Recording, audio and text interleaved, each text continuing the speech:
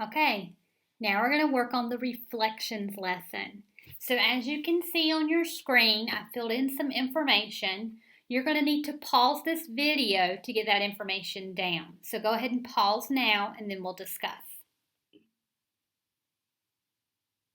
Okay, so in a reflection, the definition is just an image or a shape as it would be seen in the mirror. Remember that we know reflections in the past, you've referred to them as flips. How does it work? How do you do a reflection? Well, there are only two ways we're going to reflect figures. We're only going to be talking about reflecting figures across the x-axis or across the y-axis. When we reflect across the x-axis, our image and our pre-image will have the same x-coordinate, and the y-coordinates will be opposites. If we were reflecting across the y-axis, then our x-coordinates are opposites, but we have the same y-coordinates in our pre-image and image. Let's do some examples. So let's look at example 1, which says to reflect line AB over the x-axis, record the points A' and B' below. So first, let's just reflect it without worrying about what the ordered pairs should be. So if I'm reflecting across the x-axis, remember this is the line right here is the x-axis. Notice that A is 2 units above the x-axis. So when I reflect across it, A' will be 2 units below the x-axis. So A' would be located right here.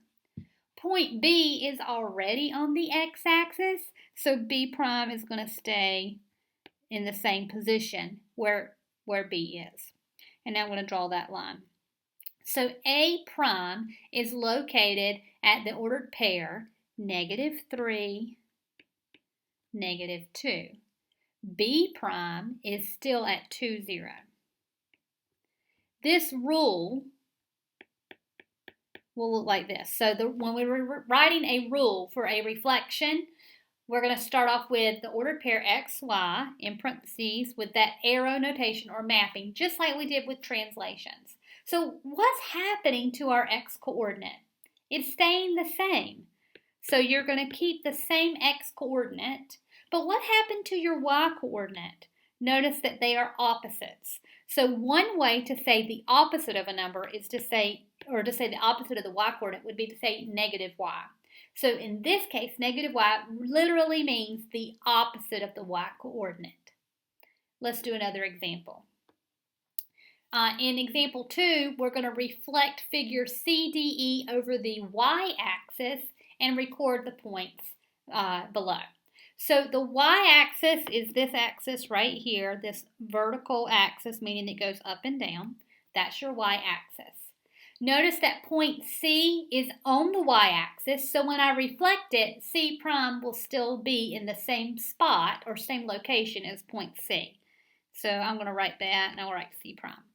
Point D, let's talk about that. Point D is 1, 2, 3, 4 units to the left of my y-axis. So D' would be 4 units to the right of my y-axis. 1, 2, 3, 4. So D' is located there. E is 2 units on the left side of the y-axis. So when I reflect, E' will be 2 units on the right side. And then I'm going to, now that I've reflected each point, I'm going to connect the points to draw the triangle. Okay, so C is at 0, 2. C' is also at 0, 2. D is at -4, 5. D' is at 4, 5. E is at -2, -3. E' is at 2, -3. So what's our rule here? So we're going to start off the same way as we did before with the x and y in parentheses and then that arrow notation. So this is starting off the mathematical sentence saying you take the ordered pair, each ordered pair maps on 2. Well, C and C' we can't really see because they're in the same position. So look at D and D'. So D, the x coordinate goes from -4 to 4. we're taking the opposite of the x-coordinate. So to represent, take the opposite of the x-coordinate, we're going to write negative x. And notice the y-coordinates are the same for D and D prime. Let's see if that holds true for E and E prime. Well, if E is at negative 2 and E prime is at positive 2, so those are opposites. And then negative 3, the y-coordinates are the same. So this holds true. And so this kind of where we wrote this is how it works. So reflected across the x-axis, we said have the same x-coordinate, take the opposite of your y-coordinate. That's exactly what we did with that reflection rule. For reflecting across the y-axis, you're going to take the opposite of your x-coordinate, but keep your same y-coordinate. And that's what that rule is saying as well. Okay, let's go to the next page. Okay, I want you to write skip on number 3, and the reason we're skipping this one is because this is a reflection over the line y equals x, and we are not going to do that. We're strictly sticking to reflections across the x-axis or the y-axis. Okay, so I want you to complete problem 4, and notice there are parts A through H there, so I do need you to do all of those. I want you to do problem 4, problem 5. Again, you can skip number 6, and then I want you to complete 7, 8, and 9. So pause the video and please complete those problems independently. Then come back and we'll check.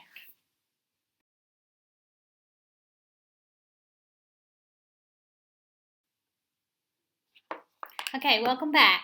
So you were supposed to start off with number 4 independently. So we're going to check over our responses. So these are the answers to number 4. You may need to pause this video to make sure you have this all correct. And if you need to make changes, please do so. Remember, this one is a reflection over the y-axis, and I traced over the y-axis before I completed that reflection. Okay, number 5. You also had to complete, again, you may need to pause this video in order to get this information down. And notice I traced over the x-axis in green because it was a reflection over the x-axis. Number 6, you were told to skip. Number 7, let's talk about this one for a minute. A reflection had already been performed here, and you had to identify the type of reflection, or the line of reflection rather. And this was a reflection over the x-axis. And when asked to explain, I said we know this is a reflection because corresponding points are the same distance from the x-axis, but in opposite directions. When I refer to corresponding points, I'm talking about points A and A prime, for example. And so they correspond, B and B prime are corresponding, C and C prime are corresponding. So A and A prime are the same distance from the x-axis. A is above it, however, and A prime is below the x-axis. The same is true for B and B prime, C and C prime. And of course, we know the pre-image and the image are going to be congruent.